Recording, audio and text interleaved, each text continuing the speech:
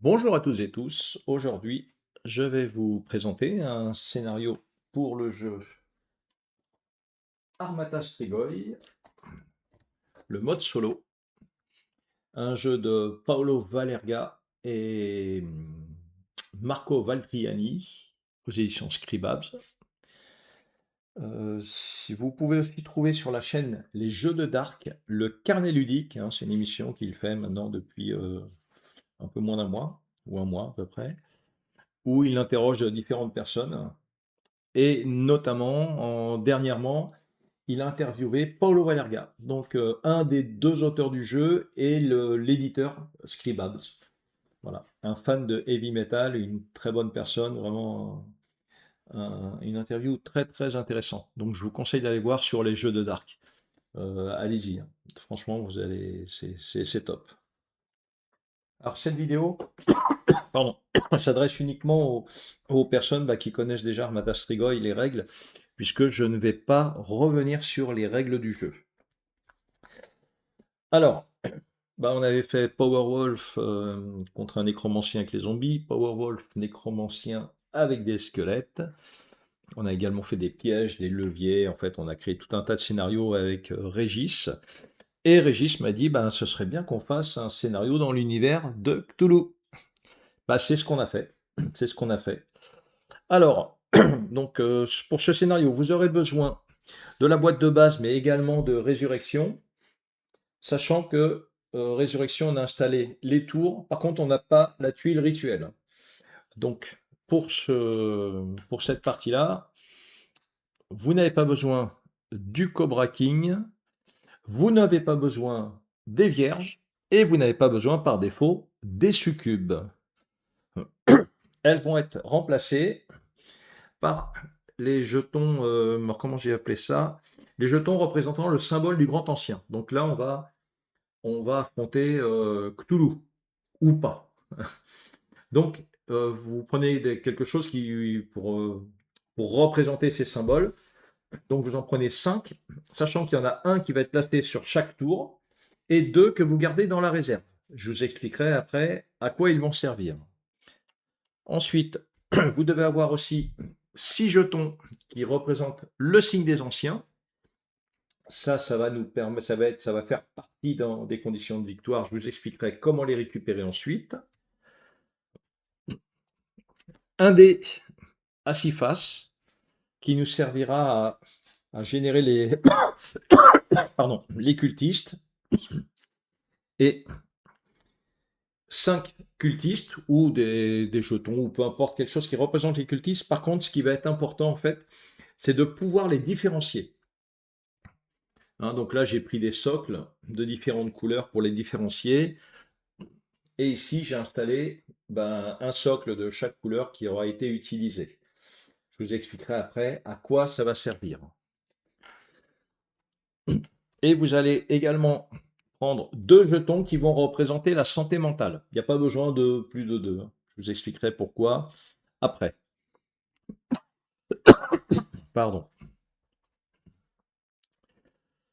Donc sur l'emplacement des tours, on a mis des symboles grand anciens.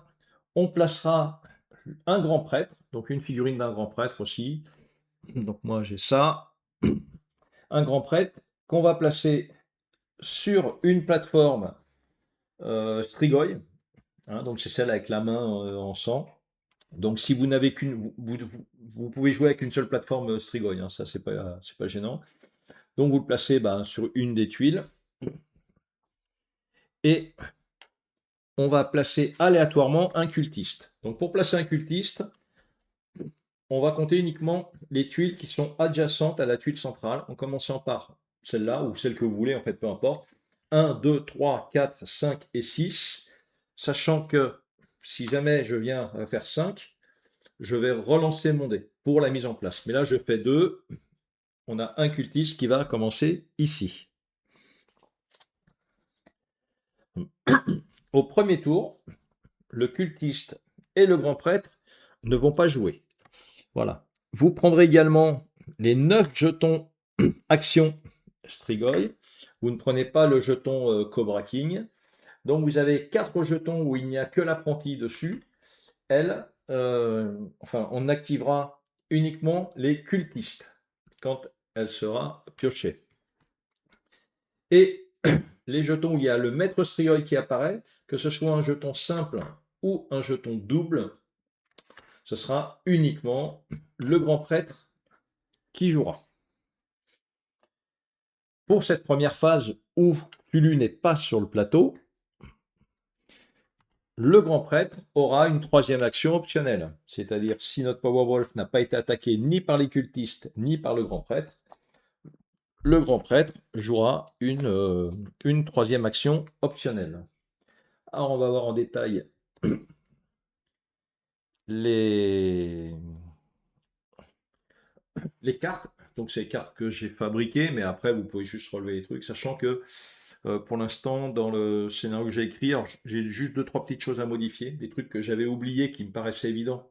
Parce que forcément, comme on a créé pas mal de scénarios, pour moi c'est évident, mais si c'est pas noté, ben c'est pas forcément évident. Voilà. Donc, le grand prêtre, lui, c'est particulier. Donc bon, il a 3 points de vie. Il faut avoir une force de 8 ou plus pour l'attaquer. Quand il nous attaque, qu'on est en ligne de vue, il nous met un dégât. Si on n'est pas en ligne de vue, mais qu'on est sur la même tuile que lui, il va nous mettre une santé mentale. Une santé mentale, quand on la prend, donc c'est pour ça qu'on a 2 jetons en fait, on ne peut pas l'éviter. On ne peut pas utiliser un bouclier pour l'éviter. On viendra la placer bien sûr sur notre zone de jeu. Lorsqu'on a perdu 3 points de santé mentale, on passe une goutte de sang de l'autel vers les enfers. S'il n'y a pas de goutte de sang sur l'autel, on en prend une de la réserve, on la place sur les enfers. Donc maintenant, on va venir aux conditions de victoire et conditions de défaite. Pour gagner, il faut avoir placé les 6 signes des anciens sur le plateau.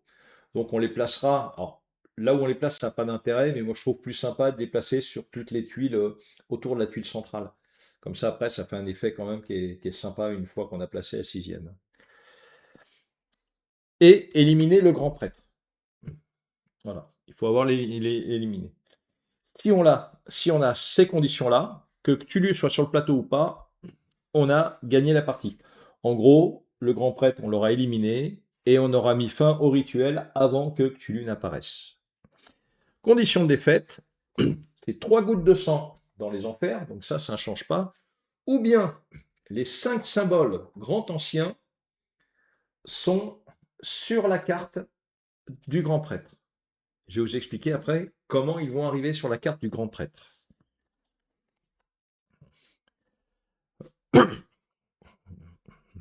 Alors, le grand prêtre, lui, à part mettre des dégâts puis se déplacer sur le plateau, en fait, lui va faire venir des cultistes à son tour. Lorsqu'il va jouer, ce sera à son tour de jeu, et uniquement sur ces 2 premiers tours de jeu, hein, la troisième action qu'il a, qui est optionnelle, elle ne fera pas apparaître de cultiste. Hein. Donc, par contre, quand il va jouer, qu'on va piocher son jeton, derrière, on va faire apparaître un cultiste. Pour ça, on va lancer un des 6 et il va apparaître sur une des 6 tuiles qui sont adjacentes à la tuile centrale. En commençant, si je prends ici 1, 2, 3, 4, 5, 6, sachant que si le dé nous donne un résultat où il y a déjà quelqu'un qui occupe le centre, dans ce cas-là, aucun cultiste n'apparaît. Si un cultiste arrive sur une des tours où il y a un signe des anciens, dans ce cas-là, il va le prendre, c'est le orange, on va le mettre à côté du orange. Un cultiste ne peut avoir qu'un seul symbole grand ancien avec lui en permanence. Enfin, à chaque instant, de permanence. Ensuite, comment ça va être transféré au prêtre? On prend cet exemple, le prêtre est ici. C'est à lui de bouger, il doit bouger en A, il doit venir ici. La tour est occupée par un cultiste.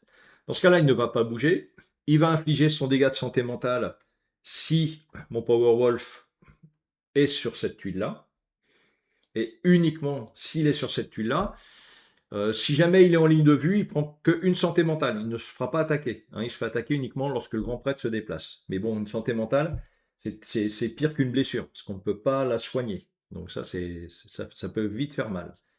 Donc dans ce cas-là, il ne peut pas se déplacer. Il va récupérer le jeton qui est sur le cultiste orange et il va le placer sur sa carte.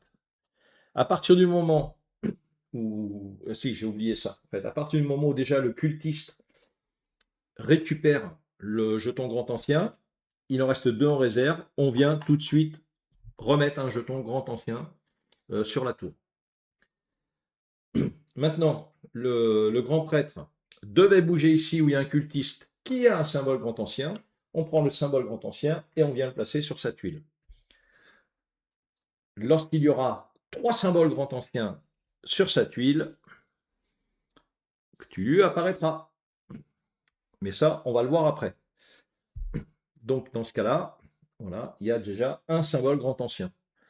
Le cultiste qui est là, lui, sera obligé de se déplacer et revenir sur cette tuile pour récupérer ce symbole. C'est-à-dire, même admettons que c'est au cultiste de jouer, il doit se déplacer en E, là il ne peut pas, il ne récupère pas le symbole, hein, qui vient d'être placé. Il faut par exemple, il se déplace en F, tour d'après il revient en E, il récupère de nouveau le symbole,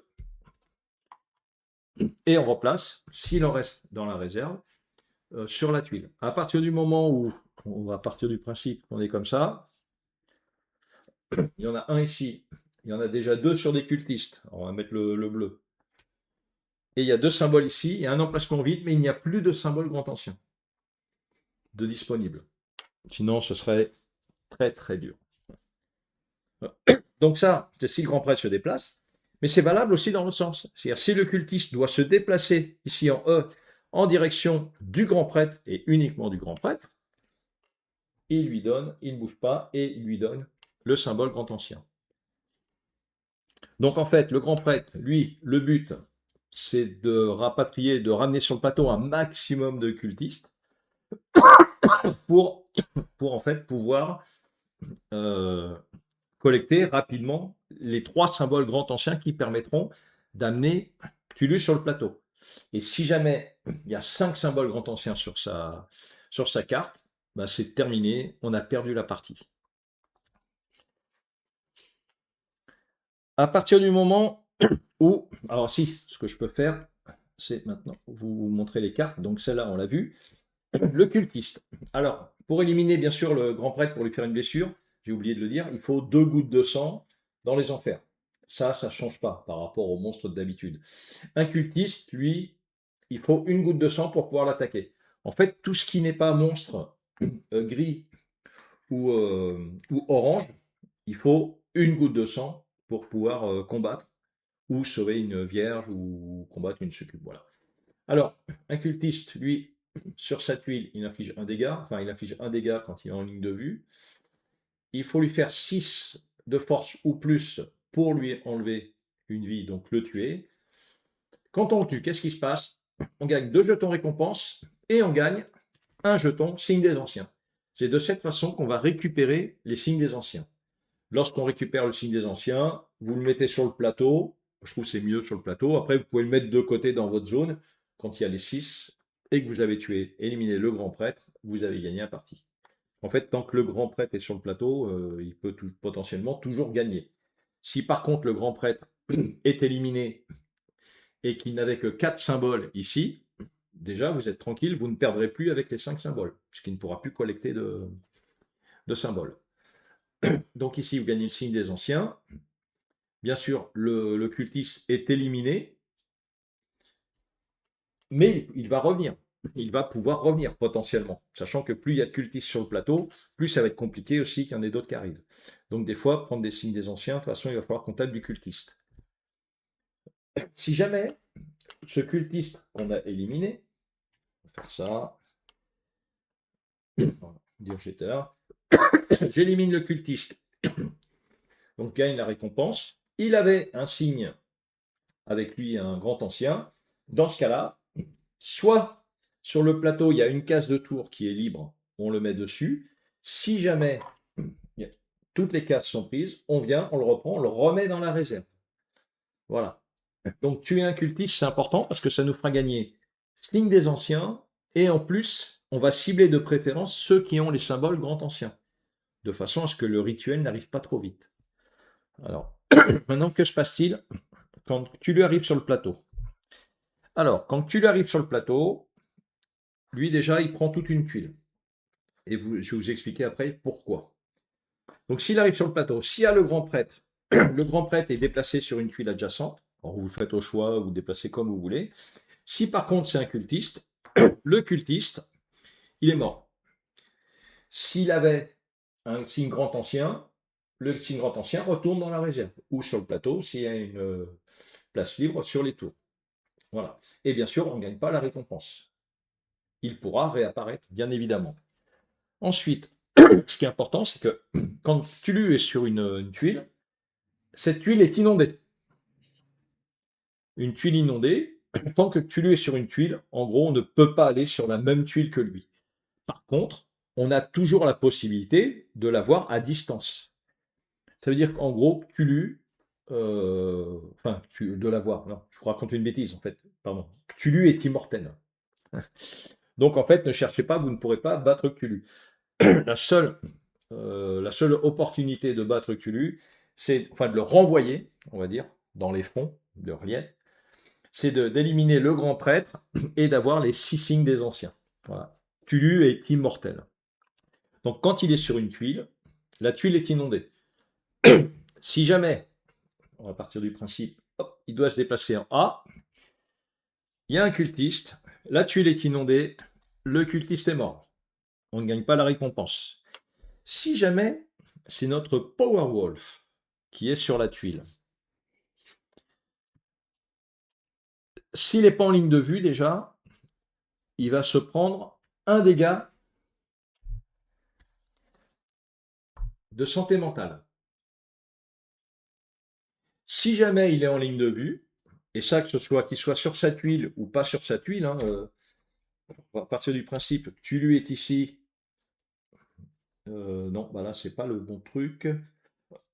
On va faire, voilà, je sais pas. Ouais, ça va très bien. Voilà. Tu lui es ici, lui est ici. Tu s'est déplacé là, donc il inonde sa tuile. Et comme il l'a en ligne de vue, directement, il met une goutte de sang dans les enfers. C'est-à-dire que Cthulhu, en gros, s'il te voit une fois, voire deux, s'il te voit deux fois, t'es mort, quoi, quasiment. Voilà. Par contre, donc, la santé mentale, c'est en plus de la goutte, et c'est aussi quand il arrive sur votre tuile et que le Powerwolf n'est pas en ligne de vue. Donc, ce qui va se passer, on reprend ici. Alors, hop, je vais me reprendre là où il n'est pas en ligne de vue. Voilà. Il arrive ici, la tuile est inondée, il se prend une santé mentale, notre Powerwolf, et ensuite, pour quitter la tuile, c'est un peu comme l'effondrement. S'il a un saut, il peut le faire, et dans ce cas-là, il va sur n'importe quel escalier, sauf bien sûr de la tuile inondée, sur n'importe quel escalier ou sur n'importe quelle échelle. S'il n'a pas de saut, il va se déplacer sur n'importe quel escalier, n'importe quelle échelle. Par contre, il va subir une blessure, un jeton blessure, qui lui ne peut pas être évité par un bouclier. Voilà. Donc autant vous dire que Cthulhu, ça envoie du pâté. Donc le grand ancien est immortel.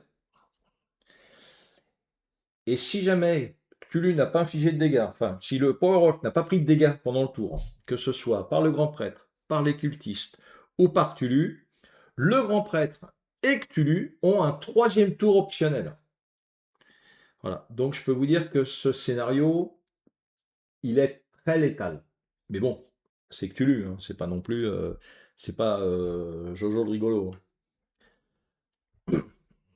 Donc je vous ai mis aussi ce petit symbole-là sur la carte, qui est 6 signes des anciens. C'est pour rappeler que ça peut être une condition de victoire. Et si jamais vous avez les 6 signes des anciens, on va faire classe, ça fait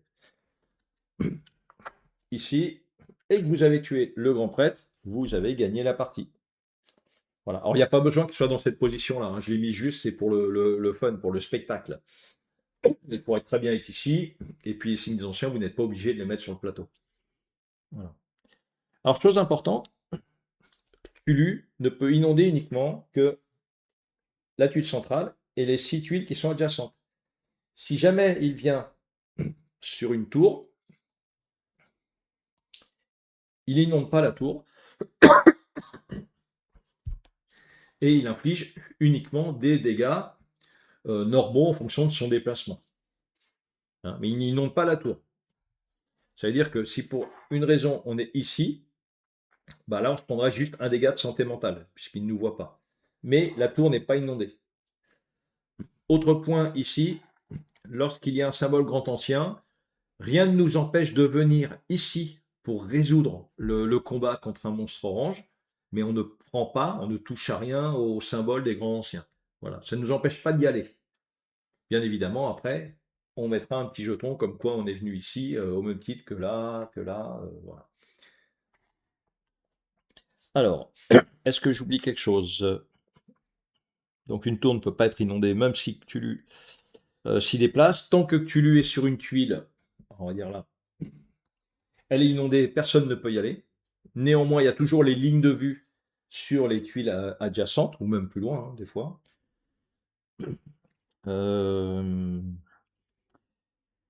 Donc si le Powerwolf se trouve sur une tuile inondée, il peut utiliser un saut pour aller sur n'importe quelle échelle. Si le Powerwolf n'a pas l'action saut, il subit une blessure non évitable.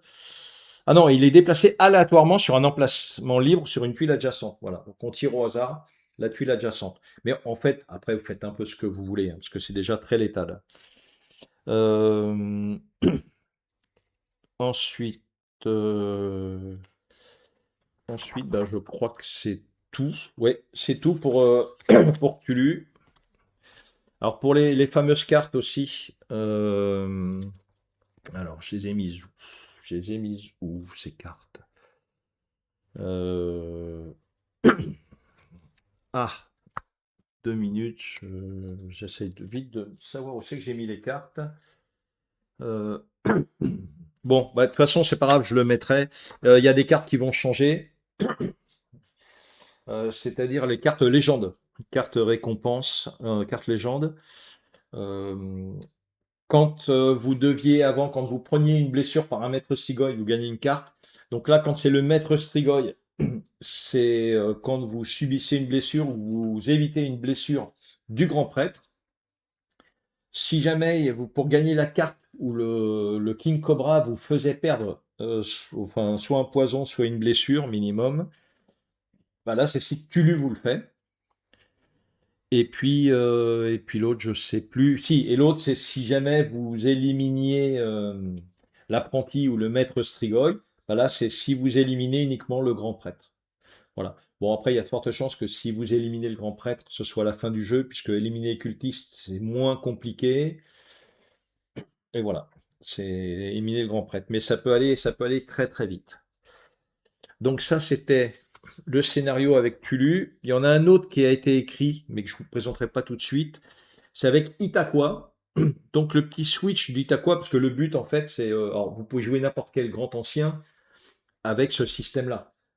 Mais ce qu'on voulait avec Régis, c'est par rapport au grand ancien qu'on va affronter, hein, on a prévu 4 ou 5 grands anciens, c'est qu'il y a un switch différent de chaque pouvoir des grands anciens, quoi.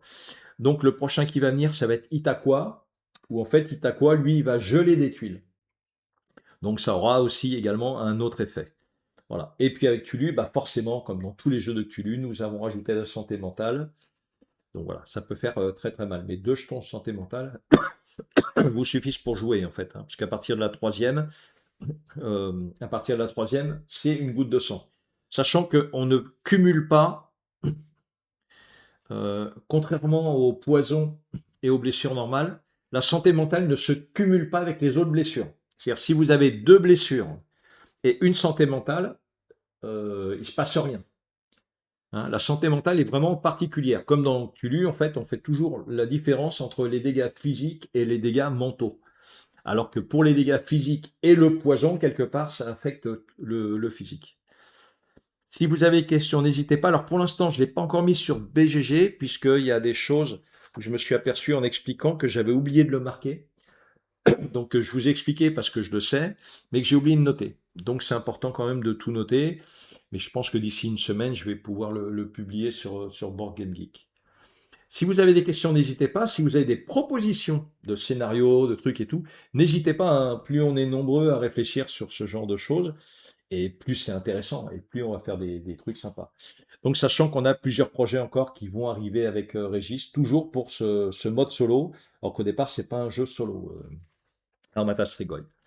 Je vous souhaite à toutes et tous une bonne soirée ou une bonne journée, sur le moment où vous regardez cette vidéo, et puis je vous dis à bientôt. Salut!